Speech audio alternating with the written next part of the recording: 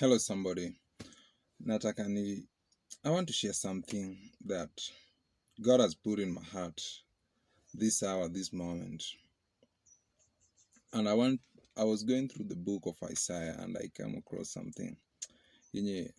Most of the time, ndio keep moving. Most of the time, ndio encourage na inanichochea.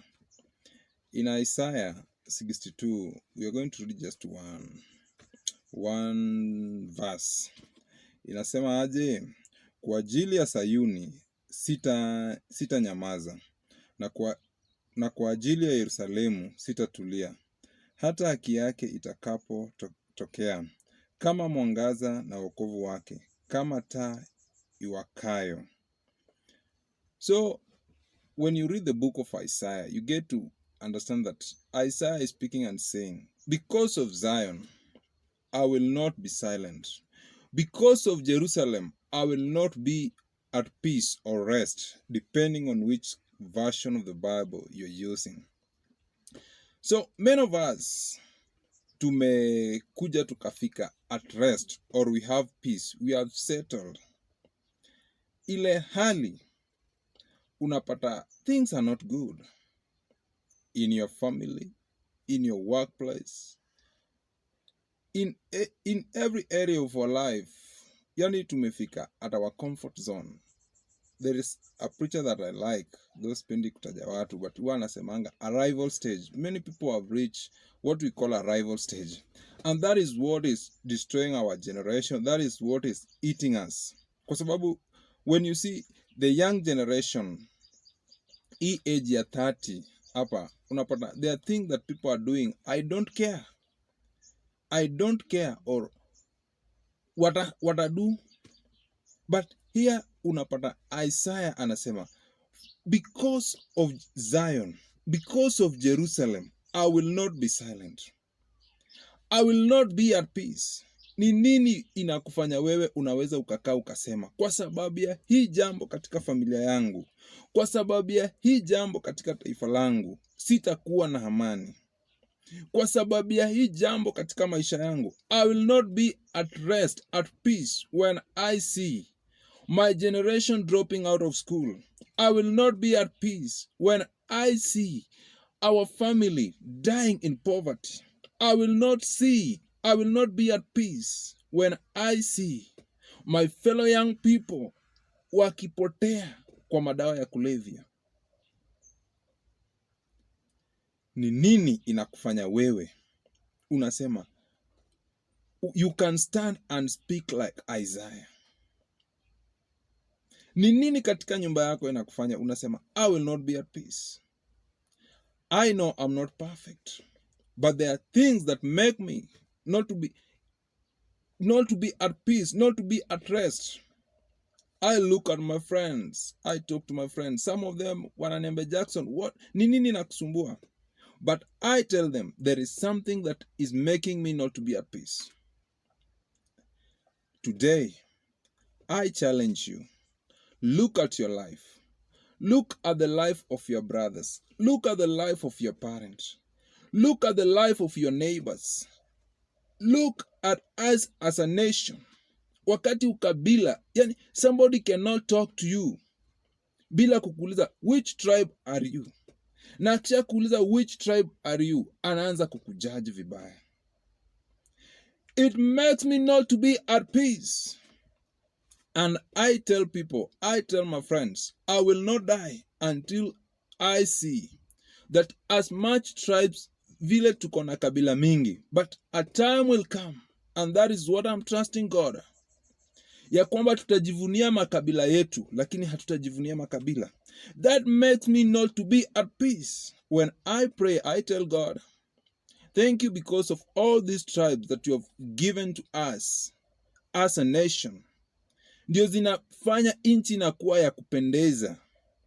Lakini hii kizazi ambacho kinakuja hakitakuwa kizazi cha ukabila. That makes me not to be at peace.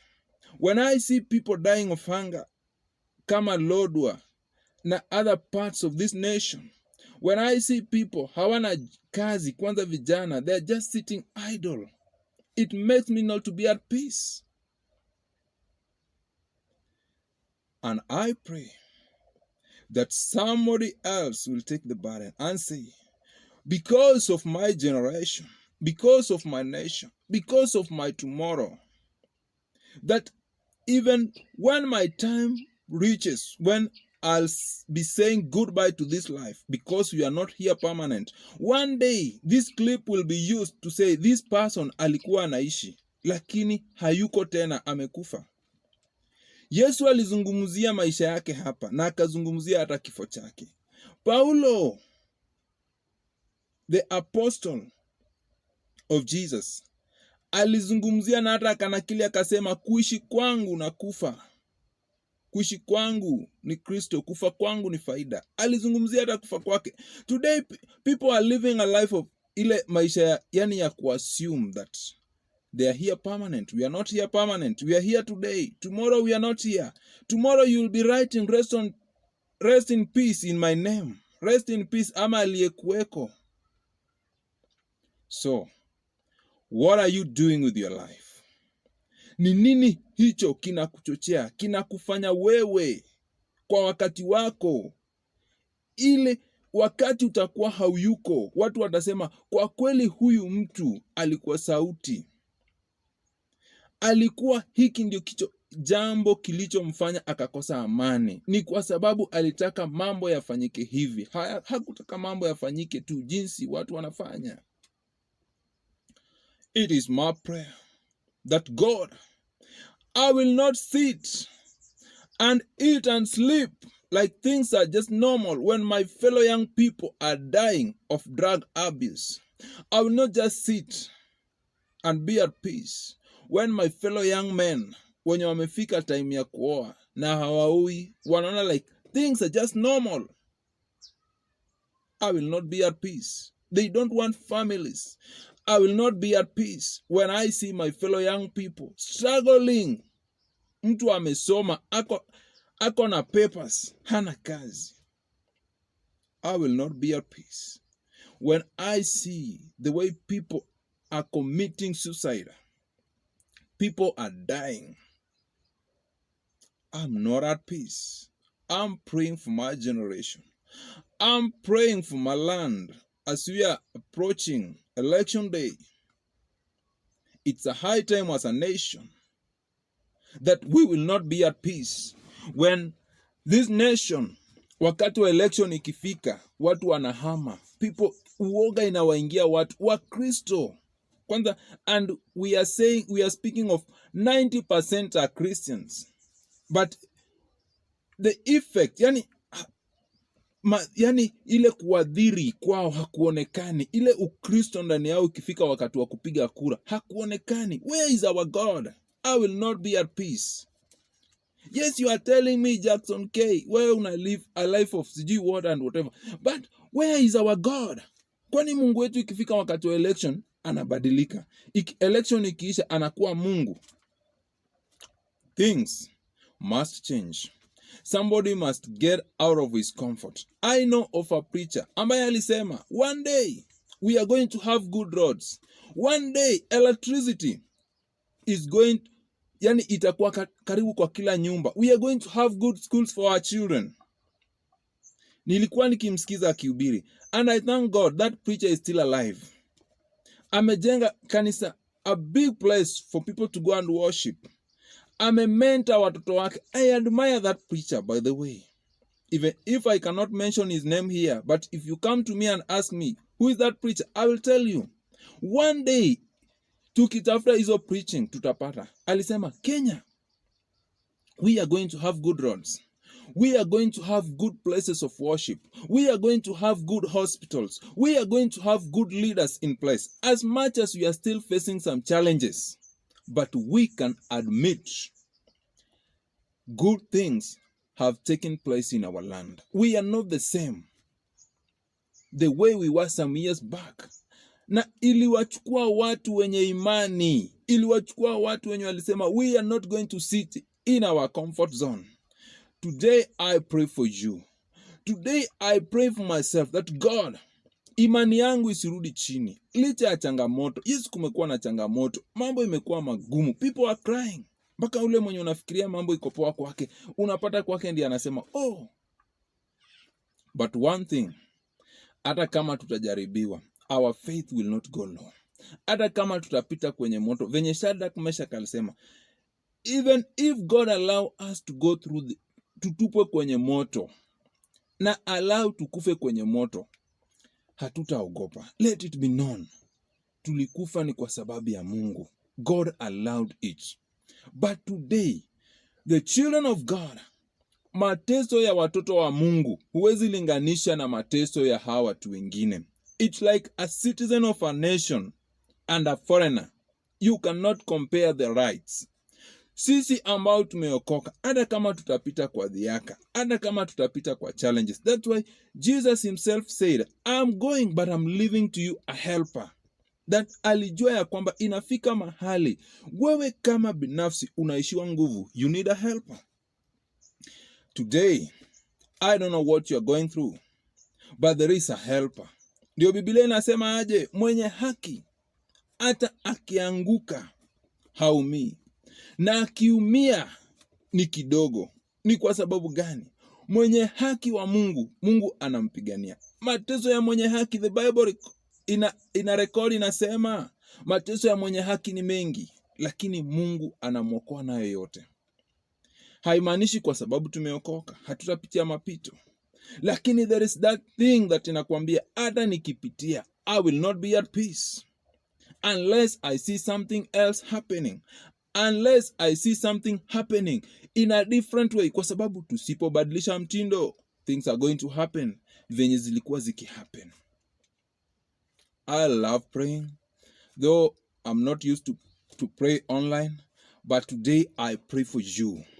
The way the Bible speaks about, the Father is looking for true worshipers, those who are going to worship him in truth and in spirit.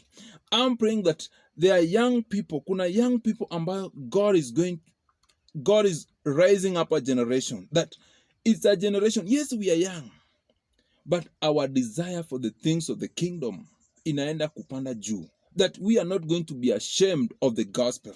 That we are not going to be ashamed as much as watu watatutenga, watu watatujudge. Things are going to be said like, huyu ni Mkristo, mbona inamhapenia? Huyu ni Mkristo, mbona anapitia through this? But we are not going to be ashamed. We will still stand and declare that God is God over our life. God remains to be God in every situation that we go through. Nimeishi, mimi si mzee, lakini since I was young until now, wenye haki wa Mungu hawawachi. Wenye haki wa Mungu watapitishwa kwa mambo mengi mazito, lakini ukishikilia imani, you will never be alone.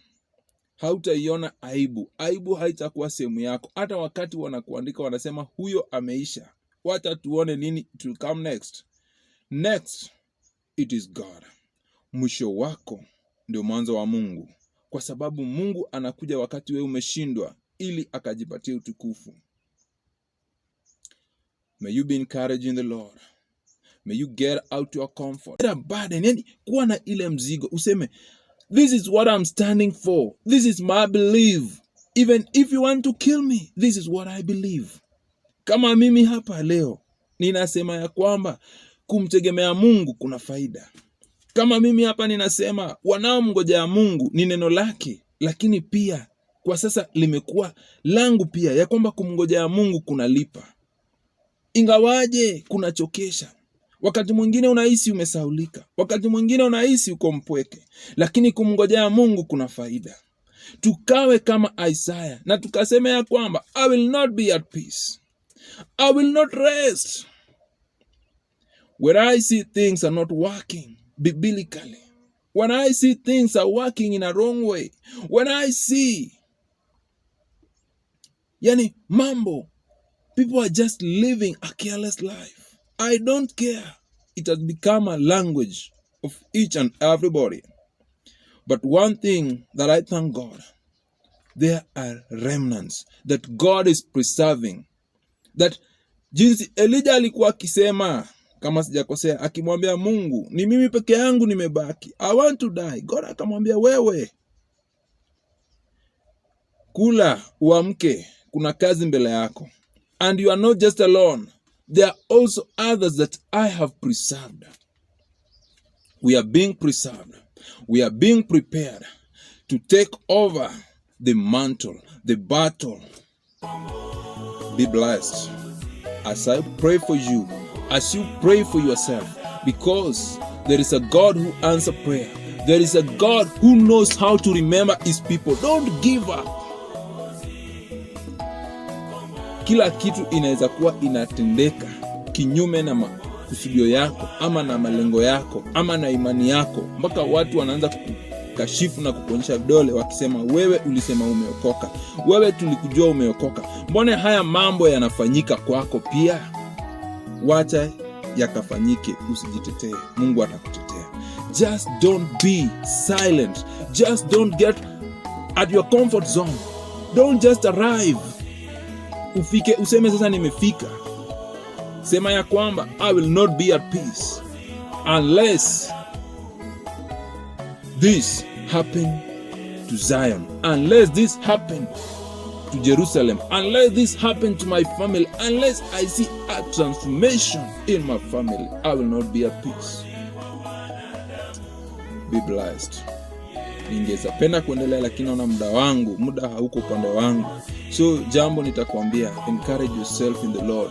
Penda kusoma Bible. That is the only thing, that is the only way that God speaks to us. God speaks to us through his word. And also the Bible puts it well and says, faith comes by hearing, and hearing the word of God. Let your faith comes by studying the word of God and hearing the word of God. Feed yourself with the right information. Feed yourself with the right message.